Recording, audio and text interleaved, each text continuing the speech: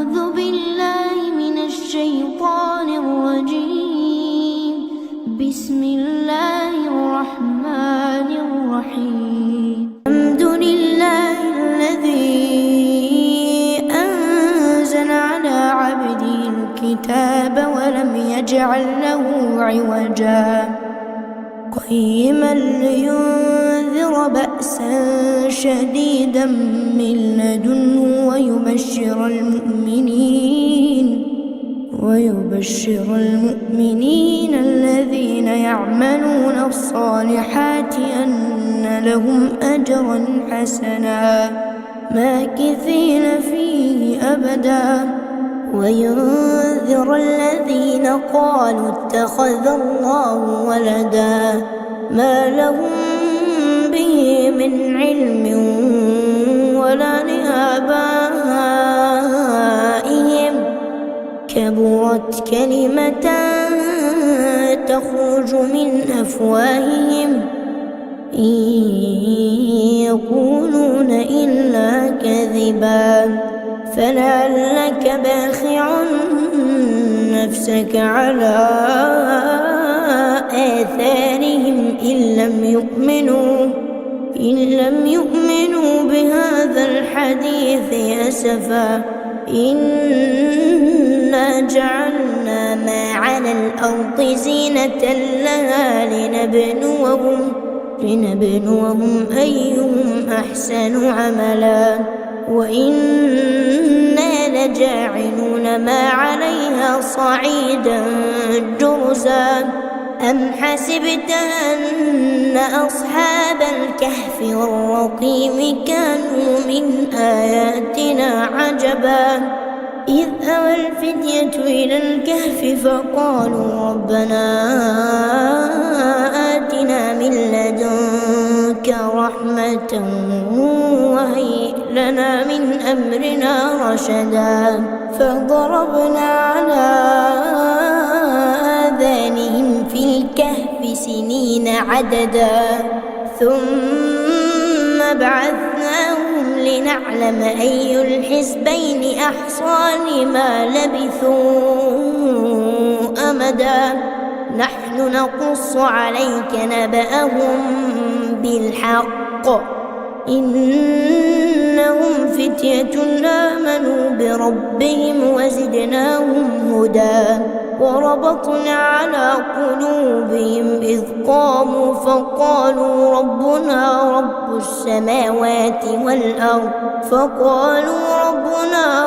السماوات والأرض لن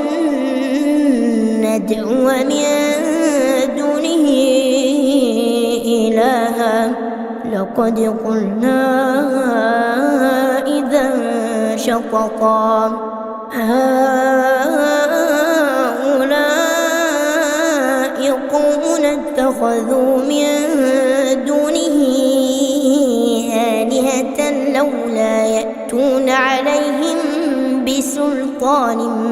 بين فمن أظلم ممن افترى على الله كذبا وإذ اعتزلتموهم وما يعبدون إلا الله فأووا إلى الكهف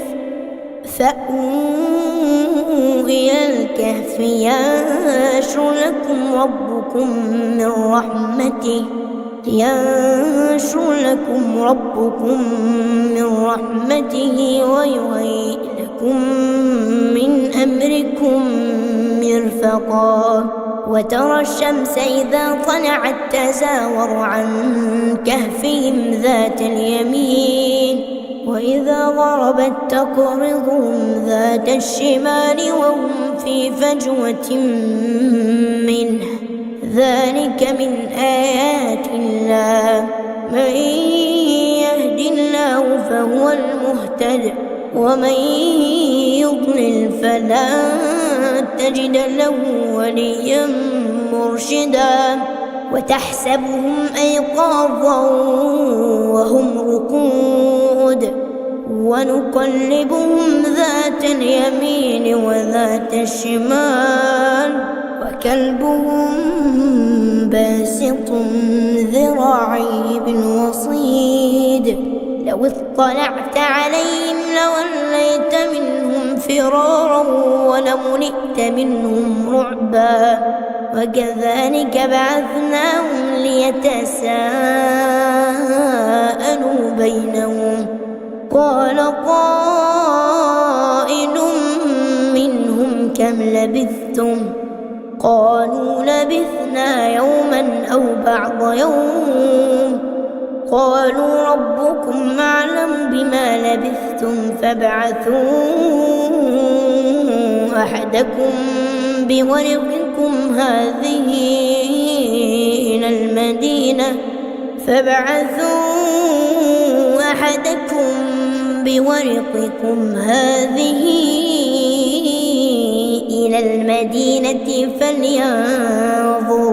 فلينظر أيها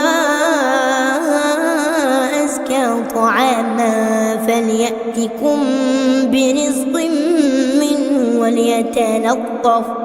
فليأتكم برزق منه وليتلطف ولا يشعرن بكم أحدا إنهم إن يظهروا عليكم يرجموكم أو يعيدوكم في ملتهم ولا تفلحوا إذا أبدا وكذلك أعثرنا عليهم ليعلموا أن وعد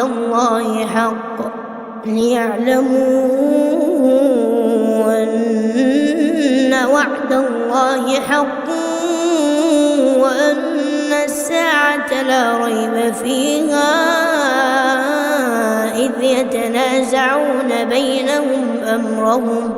إذ يتنازعون بينهم أمرهم فقالوا ابنوا عليهم بنيانا ربهم أعلم بهم قال الذين غلبوا على أمرهم لنتخذن عليهم مسجدا سيقولون ثلاثة رابعهم كلبهم ويقولون خمسة سادسهم كلبهم رجما بالغيب ويقولون سبعة وثامنهم كلبهم قل ربي أعلم بعدتهم ما يعلمهم إلا قليل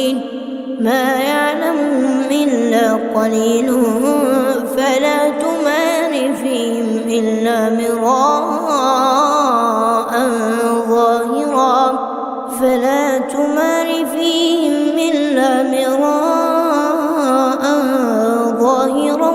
ولا تستفت فيهم منهم أحدا ولا تقولن لشيء إني فاعل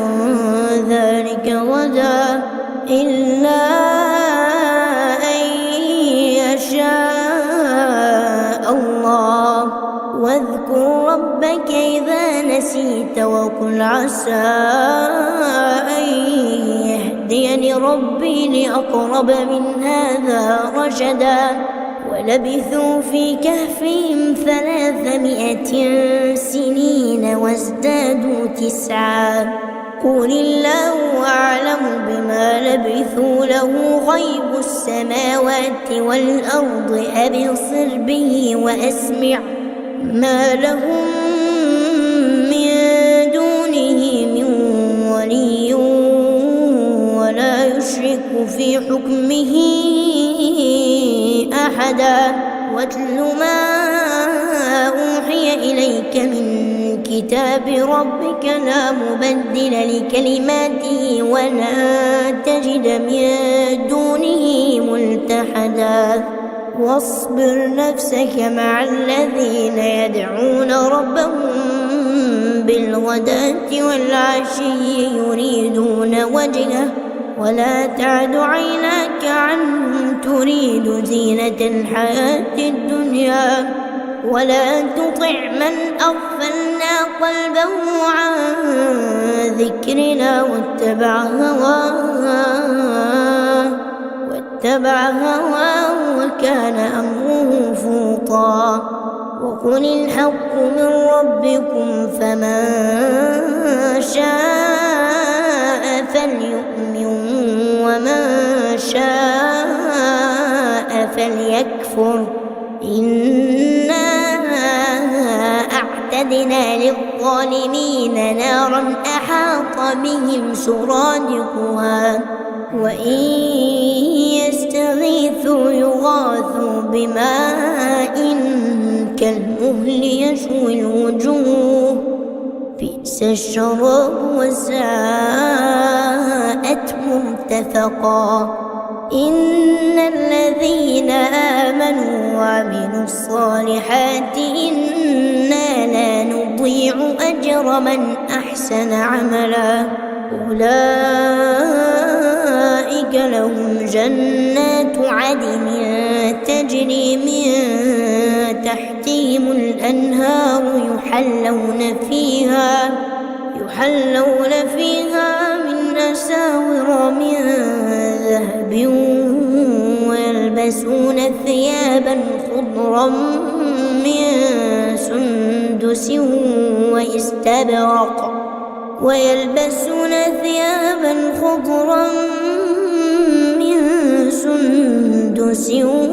واستبرق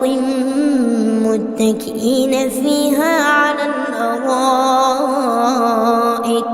نعم الثواب وحسنت مرتفقا. واضرب لهم مثلا رجلين جعلنا لأحدهما جنتين من أعناب وحففناهما بنخل وجعلنا بينهما زرعا. كلتا الجنتين آتت أكلها ولم تظلم منه شيئا وفجرنا خلالهما نهرا. وكان له ثمر فقال لصاحبه وهو يحاوره أنا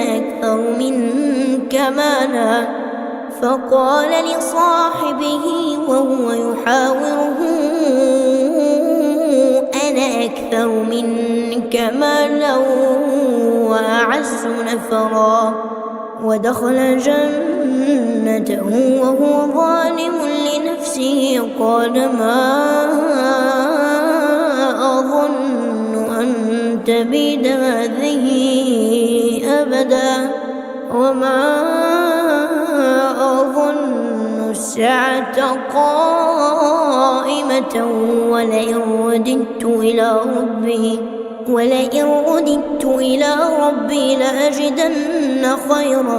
منها منقلبا. قال له صاحبه وهو يحاوره أكفرت بالذي خلقك من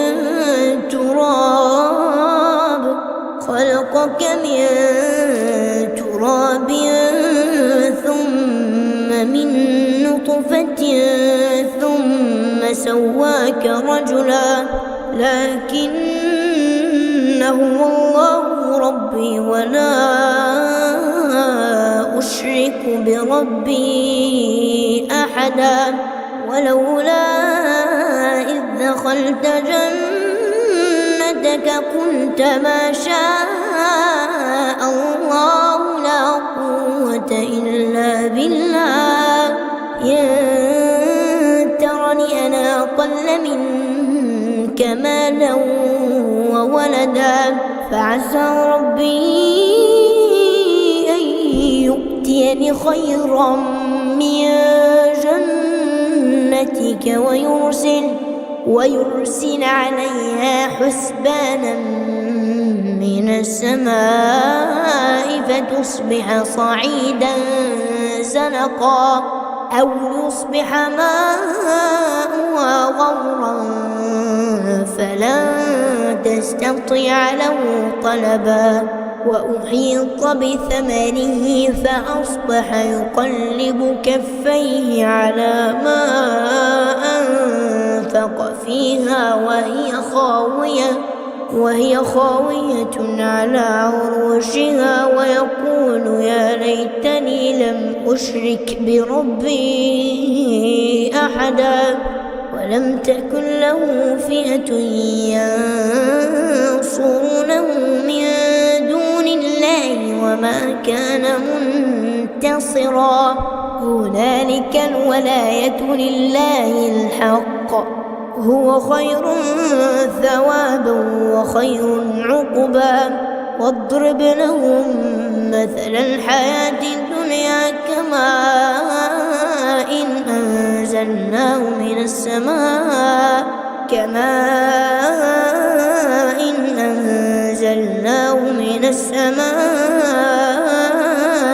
فاختلط به نبات الأرض فأصبح هشيما تذروه الرياح وكان الله على كل شيء مقتدرا المال والبنون زينة الحياة الدنيا والباقيات الصالحات خير عند ربك ثوابا وخير أملا ويوم نسير الجبال وترى الأرض بارزة وحشرناهم فلم نغادر منهم أحدا وعرضوا على ربك صفا لقد جئتمونا كما خلقناكم أول مرة بل زعمتم أن لن نجعل لكم موعدا ووضع الكتاب فترى المجرمين مشفقين مما فيه ويقولون يا ويلتنا ما لهذا الكتاب لا يغادر صغيرة ولا كبيرة إلا أحصاها ووجدوا ما عملوا حاضرا ولا يظلم ربك أحدا وإذ قلنا للملائكة اسجدوا لآدم فسجدوا إلا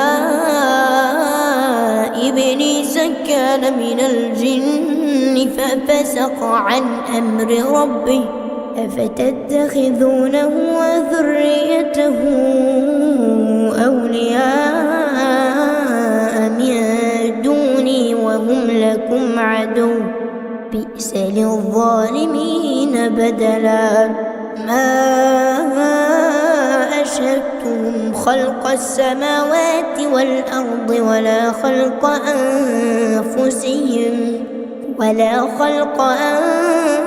أنفسهم وما كنت متخذ المضلين عضدا ويوم يقول نادوا شركائي الذين زعمتم فدعوهم فلم يستجيبوا لهم وجعلنا بينهم موبقا ورأى المجرمون النار فظنوا أنهم مواقعوها ولم يجدوا عنها مصرفا ولقد صرفنا في هذا القرآن للناس من كل مثل وكان الإنسان أكثر شيء جدلا وما منع الناس أن يؤمنوا إذ جاءهم الهدى ويستغفروا ربهم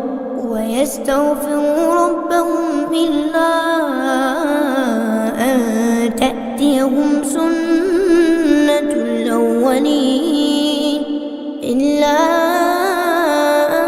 أن تأتيهم سنة الأولين أو يأتيهم العذاب قبلا وما نرسل المرسلين إلا مبشرين ومنذرين ويجادل الذين كفروا بالباطل ليدحضوا به الحق واتخذوا آياتي وما أنذروا هزوا ومن أظلم ممن ذكر بآيات ربه فأعرض عنها ونسي ما قدمت يداه إنا جعلنا على قلوبهم أكنة أن يفقهوه وفي آذانهم وقرا وإن تدعوهم إلى الهدى فلن يهتدوا إذا أبدا وربك الغفور ذو الرحمة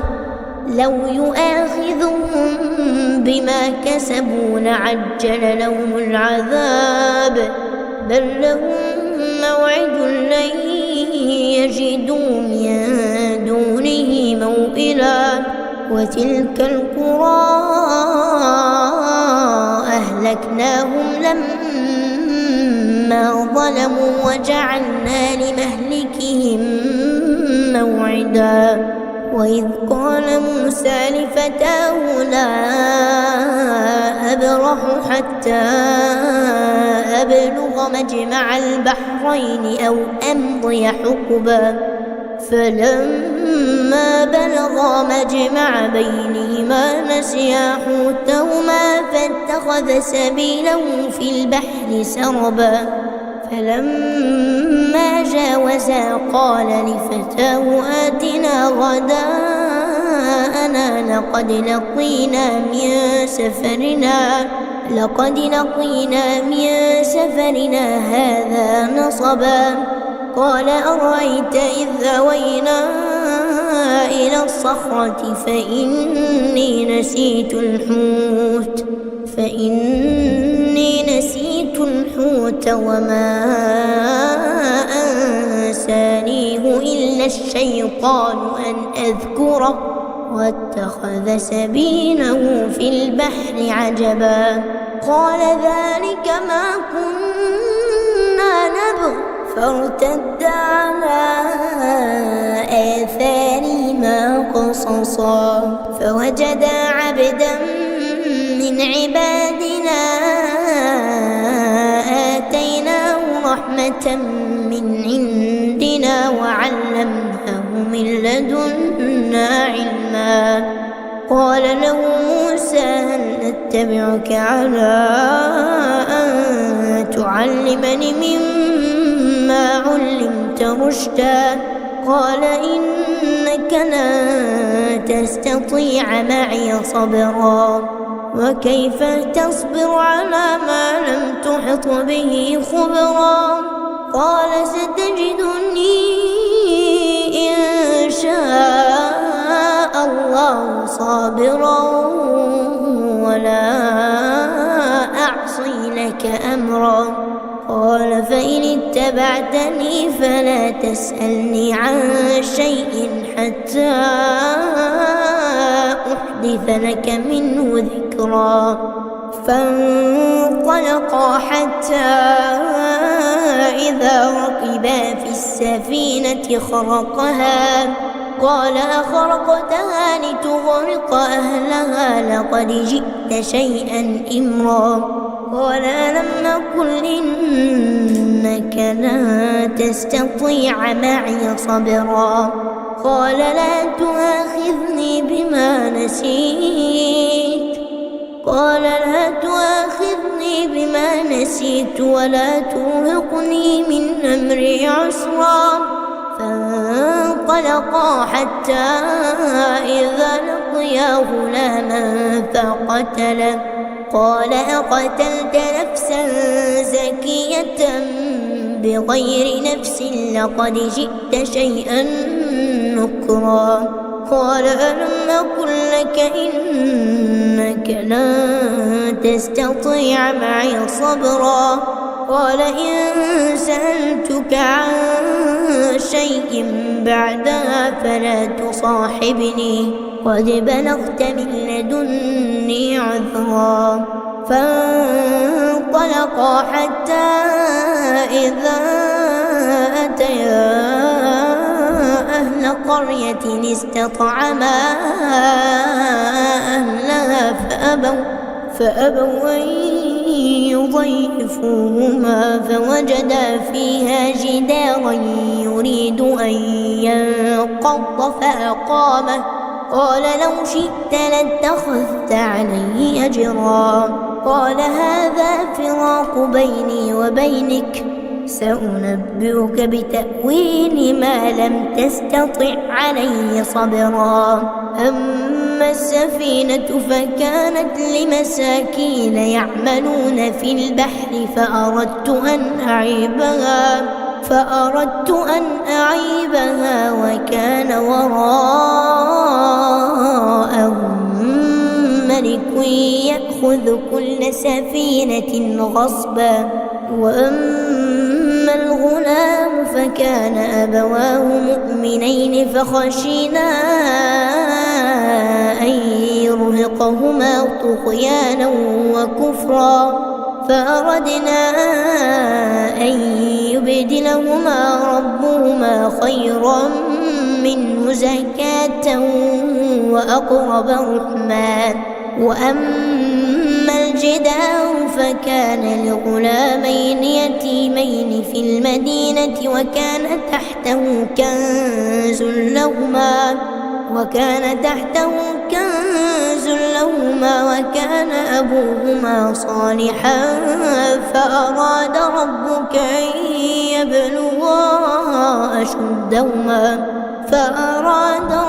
أن يبلغا أشدهما ويستخرجا كنزهما رحمة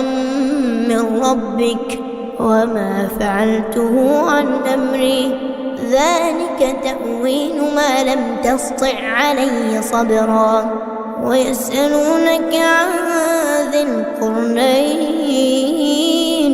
قل سأتلو عليكم منه ذكرا إنا مكنا له في الأرض وآتيناه من كل شيء سببا فأتبع سببا حتى إذا بلغ مغرب الشمس وجدها تغرب في عين حمئة ووجد عندها قوما قلنا يا ذا القرنين إما أن تعذب وإما أن تتخذ فيهم حسنا قال أما من ظلم فسوف نعذبه ثم يرد إلى ربه فيعذبه عذابا نكرا وأما من آمن وعمل صالحا فله جزاء الحسنى وسنقول له من أمرنا يسرا ثم أتبع سببا حتى إذا بلغ مطلع الشمس وجدها تطلع على قوم لم نجعل لهم من دونها سترا كذلك وقد أحطنا بما لديه خبرا ثم أتبع سببا حتى إذا بلغ بين السدين وجد من دونهما قوما لا يكادون يفقهون قولا قالوا يا ذا القرنين إن يأجوج ومأجوج مفسدون في الأرض فهل نجعل لك خرجا على أن تجعل بيننا وبينهم سدا قال ما مكني فيه ربي خير فاعينوني بقوة أجعل بينكم وبينهم ردما آتوني زبر الحديد حتى إذا ساوى بين الصدفين قال انفخوا حتى إذا جعله نارا قال آتوني أفرغ عليه قطرا فما استطاعوا أن يظهروه وما استطاعوا له نقبا. قال هذا رحمة من ربي فإذا جاء وعد ربي جعله دكاء وكان وعد ربي حقا. وتركنا بعضهم يومئذ يموج في بعض ونفخ في الصور فجمعناهم جمعا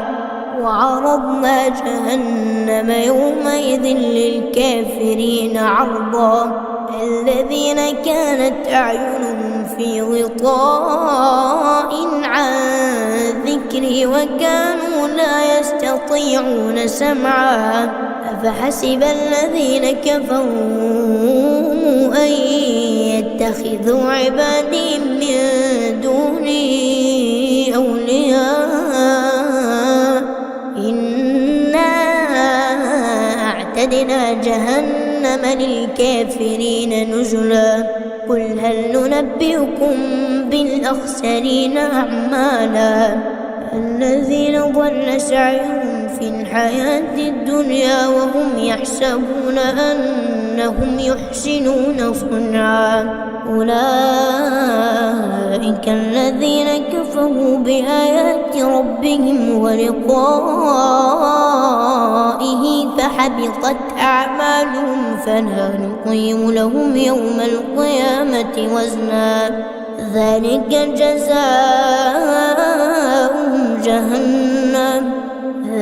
جزاؤهم جهنم بما كفروا واتخذوا آياتي ورسلي هزوا. إن الذين آمنوا وعملوا الصالحات كانت لهم جنات الفردوس نزلا خالدين فيها لا يبغون عنها حولا. قل لو كان البحر مدادا لكلمات ربي لنفد البحر قبل أن تنفد